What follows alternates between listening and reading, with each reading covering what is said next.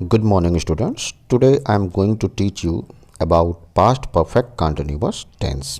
But at the first, I want to say that please watch this video till end so that you may able to understand all the contents of this tense. देखिए, मैं आप लोगों से गुजारिश कर रहा हूँ कि अगर आपको ये टेंस को अच्छी तरीके से समझना है तो ये आप वीडियो आप लास्ट तक ज़रूर देखें। आइए शुरू करते हैं पास्ट परफेक्ट कंटिन्यूअस टेंस। आज हम लोग पढ़ेंगे पास्ट परफेक्ट कंटिन्यूअस टेंस के बारे में। तो सबसे पहले इसकी पहचान हम देखते हैं। इसके हिंदी के वाक्यों के अंत में रहा था, रही थी और रहे थे इत्यादि शब्द लगे होते हैं तथा साथ ही समय भी इंक्लूड रहता है।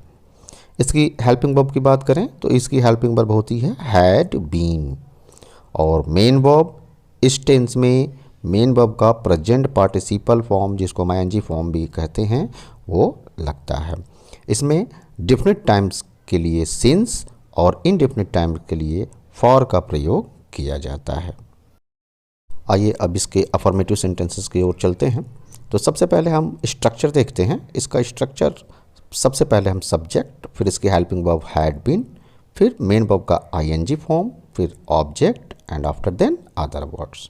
फर्स्ट एग्जांपल, मेरा बेटा 3 साल से इस स्कूल में पढ़ रहा था। मेरा बेटा माई सन, सबसे पहले सब्जेक्ट, फिर उसकी हेल्पिंग वर्ब हैड बीन, फिर अध्ययन करना, पढ़ना, स्टडी का आईएनजी फॉर्म स्टडिंग, और इन दिस स्कूल फॉर समय इसका अनिश्चित है इसलिए यहाँ पे फॉर का प्रयोग किया गया है for 3 years। My son had been studying in this school for 3 years।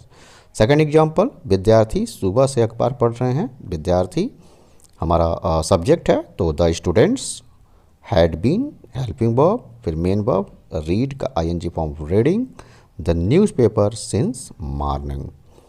तो complete sentence, the students had been reading the newspaper since morning. Third example, माली 1 घंटे से पौधों में पानी दे रहा था।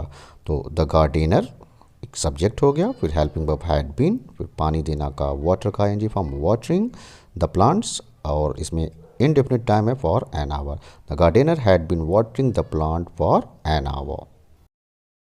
अब चलते हैं इसके नेगेटिव सेंटेंसेस की तरफ। तो नकारात्मक वाक्य, इसका भी स्ट्रक्चर सबसे पहले सब्जेक्ट, फिर हैड और बीन के बीच में नॉट का प्रयोग, मतलब हैड नॉट बीन, फिर वर्ब का आईएनजी फॉर्म, फिर ऑब्जेक्ट, फिर अदर वर्ड्स। फर्स्ट एग्जांपल, वह शनिवार से खाना नहीं खा रहा था। तो ही और नेगेटिव है तो हैड नॉट बीन, वर्ब का आईएनजी फॉर्म ईटिंग, ऑब्जेक्ट है इसका द फूड, और इसमें डेफिनिट टाइम है तो सिंस का प्रयोग करेंगे, एंड सैटरडे। तो he had not been eating the food since Saturday. Second example, Raju 4 दिन से अपनी पुस्तक नहीं पढ़ रहा था। तो राजू सब्जेक्ट, फिर हेल्पिंग वर्ब के साथ नॉट, हैड नॉट बीन, फिर वर्ब का आईएनजी फॉर्म रीडिंग, फिर ऑब्जेक्ट हिज, और इसमें इनडेफिनिट टाइम है तो फॉर का प्रयोग, एंड 4 days। तो Raju had not been reading his book for 4 days। Third example, हम लोग सोमवार से विद्यालय नहीं जा रहे थे। तो वी सब्जेक्ट हो गया, फिर हैड, इसका जो हेल्पिंग वर्ब होता है हैड बीन, उसके बीच में नॉट का प्रयोग करते हैं। तो we had not been, go का ING form going to school, और डेफिनेट टाइम है तो since Monday. We had not been going to school since Monday. आइए अब इसके इंट्रोगेटिव सेंटेंसेस पर चलते हैं। तो सबसे पहले स्ट्रक्चर हैड, फिर सब्जेक्ट, फिर उसके बाद बीन, फिर वर्ब का आईएनजी फॉर्म, फिर object, and after then other words.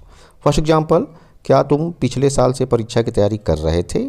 तो सबसे पहले हम हैड को बाहर निकालेंगे, हैड को बिगनिंग में लिखेंगे, फिर उसका सब्जेक्ट यू, फिर उसके बाद बीन, फिर वर्ब का आईएनजी फॉर्म प्रिपेयर में आईएनजी को लगाएंगे तो प्रिपेयरिंग फॉर एग्जामिनेशन, और डेफिनेट टाइम है तो सिंस, और लास्ट में टाइम लास्ट ईयर। तो had you been preparing for examination since last year. Second example, क्या राधा 10 बजे से अपना गृह कार्य कर रही थी? तो हैड, राधा सब्जेक्ट है तो राधा, फिर उसके बाद बीन, फिर वर्ब का आईएनजी फॉर्म डूइंग, फिर ऑब्जेक्ट हर होमवर्क, फिर डिफिनिट टाइम है तो सिंस, और टाइम है 10 o'clock। तो had Radha been doing her homework since 10 o'clock। Third example, तुम आधे घंटे से इस कमरे में क्या कर रहे थे? तो सबसे पहले हम क्या की इंग्लिश को लिखेंगे व्हाट, फिर उसके बाद हेल्पिंग वर्ब आ जाएगी हैड, फिर सब्जेक्ट यू, फिर बिन, और फिर वर्ब का आईएनजी फॉर्म डूइंग, फिर object in this room for indefinite time है इसलिए फॉर का प्रयोग, और फिर हाफ एन आवर। तो what had you been doing in this room for half an hour. आशा करता हूँ कि आपको यह पास्ट परफेक्ट कंटिन्यूअस टेंस अच्छी तरीके से समझ में आया होगा। Thanks for watching this video, thanks a lot and thank you very much.